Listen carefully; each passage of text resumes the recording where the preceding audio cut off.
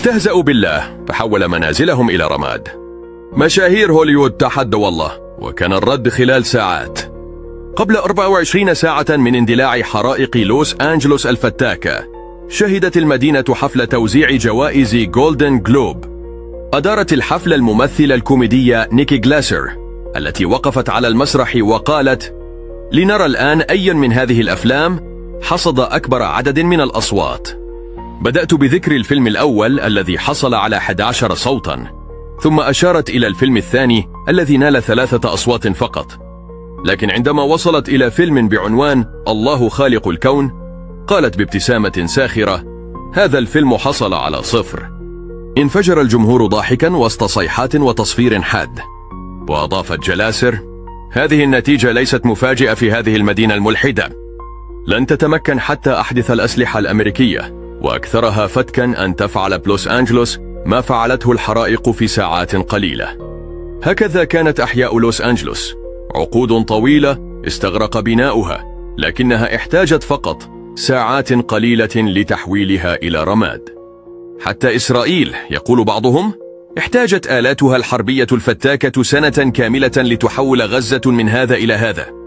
أما في لوس أنجلوس لم تحرق منازل عادية يمكن بناؤها بين ليلة وضحاها. هنا يكلفك المنزل عشرات ملايين الدولارات، لأنك ستعيش بين أغنى أغنياء مشاهير هوليوود الذين خسروا منازلهم وبكوا على الهواء مباشرة. من هم هؤلاء؟ وما الذي فعلوه أمام الكارثة التي حلت بهم؟ وكيف تعاملوا معها؟ هذا ما نرويه لكم، فابقوا معنا. لكن قبل أن نبدأ ما تنسوا الاشتراك بالقناة وتفعيل زر الجرس. قتل عشرات الأشخاص مع استمرار الحرائق في الاشتعال في كاليفورنيا، وأجبر أكثر من 18,000 شخص على الإخلاء، ودمر ما لا يقل عن 10,000 مبنى. وحتى هذه اللحظة تشير التقديرات إلى أن الخسائر الاقتصادية تجاوزت 150 مليار دولار. كانت إحدى المناطق الأكثر تضررا هي منطقة باسيفيك باليسيدس ذات المناظر الخلابة، حيث تحولت منطقة بأكملها من الحي إلى رماد.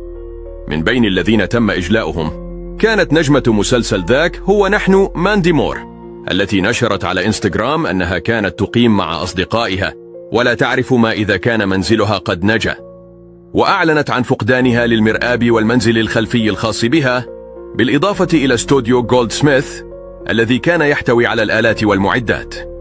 وشاركت كيلي تيلر عارضة الأزياء وزوجة الممثل مايلز تيلر صورة قبل وبعد لمنزلهما المحترق في منشور على إنستغرام يوم الخميس.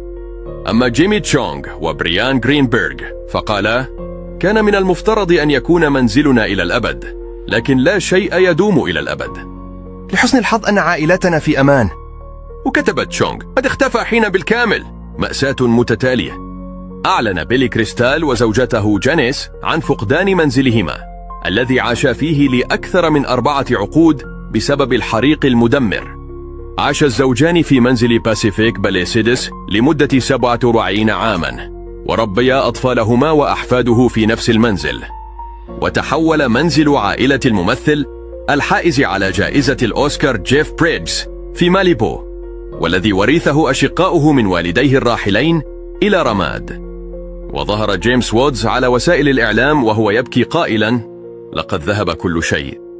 وتابع قائلا: في يوم ما تسبح في مسبح منزلك، وفي اليوم التالي يختفي كل شيء.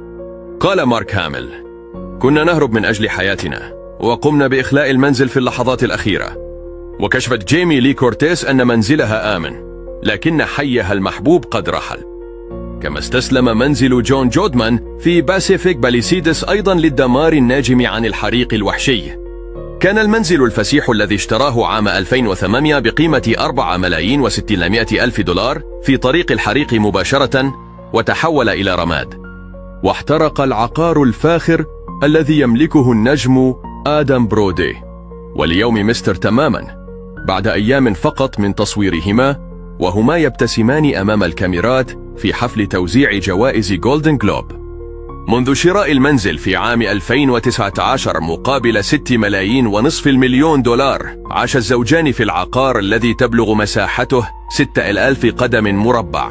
شاركت دينيس كريسبي الأخبار المحزنة عن فقدان كوخها الإسباني بسبب الحريق الذي اجتاح حي باسيفيك باليسيدس. تركت النيران المتواصلة منزل أنتوني هوبكنز في منطقة باسيفيك باليسيدس محترقا، ولم يبق خلفه سوى سياج محترق. اشترى الممثل الحائز على جائزة الأوسكار منزلا كلاسيكيا من 4 غرف نوم و5 حمامات مقابل 6 ملايين دولار في عام 2021. أما باريس هيلتون فقد اضطرت إلى مشاهدة منزلها المطل على شاطئ ماليبو وهو يحترق بالكامل ويتحول إلى كومة من الأنقاض بسبب الحرائق.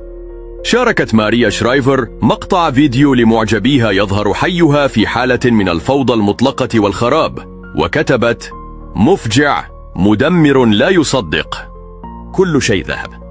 ونشرت المتزلجة الفنية والممثلة تارا ليبينسكي صورا مرعبة تماما للحريق وتداعياته، وشاركت رسالة طويلة حول التأثير المدمر للحريق على حيها وشارعها.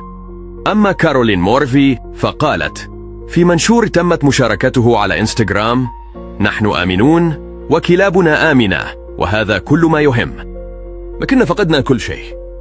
ونشرت عارضة الأزياء مقطع فيديو آخر للدمار الهائل مع جملة: إنه أمر مروع، هذا هو حين ليحترق بالكامل، يا له من دمار. وشاركت جينيفر لوف هيويت صورة لسيارة تمر بجوار النيران الهائلة، وقالت إنها لا تملك سوى الصلاة لتقديمها، بينما كانت هي وأطفالها يشاهدون كل شيء يحترق بعد إخلائها وهروبها إلى بر الأمان.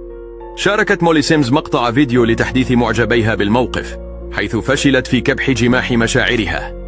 قالت العارضة والممثلة: مجتمعنا مدمر للغاية، نحن قويان متكاتف، فقد الكثير من أصدقائنا منازلهم، أنا أنتظر لمعرفة ما إذا كان منزلي سيبقى. أما بالنسبة لكاميرون ماثيسون فقد شارك مقطع فيديو يبدو وكأنه من فترة ما بعد نهاية العالم، حيث أظهر دمارا واسع النطاق مع استمرار اندلاع الحرائق. وقالت ساندرا لي إنها اضطرت أيضا إلى إخلاء منزلها في ماليبو قبل أن يقترب الحريق أكثر فأكثر من عتبة بابها. وتذكرت كيف عملت كنادلة في ماليبو عندما كانت شابة، وعملت بجد في عام 1989 من أجل منزل أحلامها. هذه كانت أبرز منازل نجوم هوليوود التي حولتها سنة اللهب إلى رماد، واحترقت أحلام العقود بلحظات.